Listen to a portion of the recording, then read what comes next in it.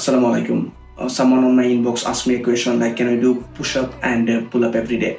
So the answer is no. Why? Because যখন আপনি আপনার পার্টিকুলার একটা মাসলকে, যেমন পুশ আপের সময় আপনি আপনার চেস্টকে টার্গেট করতেছেন, পুল আপের সময় আপনি আপনার ব্যাককে টার্গেট করতেছেন, এবং যখন আপনি আপনার পার্টিকুলার মাসলকে এভরিডে ট্রেন করেন, তখন হচ্ছে আপনার ওই পার্টিকুলার মাসলটা ওভার ট্রেন হয়ে যায়, এবং over training is not good at all for muscle gaining, এবং আপনি মাসল গেইন করতে পারবেন না আপনি যদি ওভার ট্রেন করেন।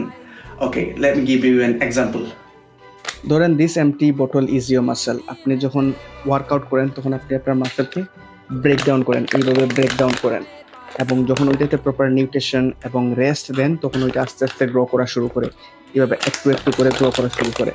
কিন্তু আপনি যখন প্রত্যেক দিন সেম জিনিসটা করতেছেন, প্রত্যেক দিন সেমভাবে ব্রেক ডাউন করতেছেন, আপনি অটোমেটিকলি আপনার মাসলটাকে স্কুইজ করে এমন একটা পর্যায়ে নিয়ে যাচ্ছেন যে ওইটার গ্রো করার কোনো চান্সেসই থাকবে না। সো আপনার নিউট্রিশন এবং রেস্ট এই ব্লোয়ের মতো কাজ করে। সো আপনি যখন প্রপার নিউট্রিশন, প্রপার রেস্ট আপনার মাসলকে দিবেন, তখন আপনার মাসল অটোমেটিকলি গ্রো করে এরকম একটা পর্যায়ে আসবে যখন আপনার মাসলটাকে দেখতে অনেক সুন্দর লাগবে, অনেক বাল্কি না হলে মোটামুটি আপনাকে দেখতে অনেক হেলদি লাগবে।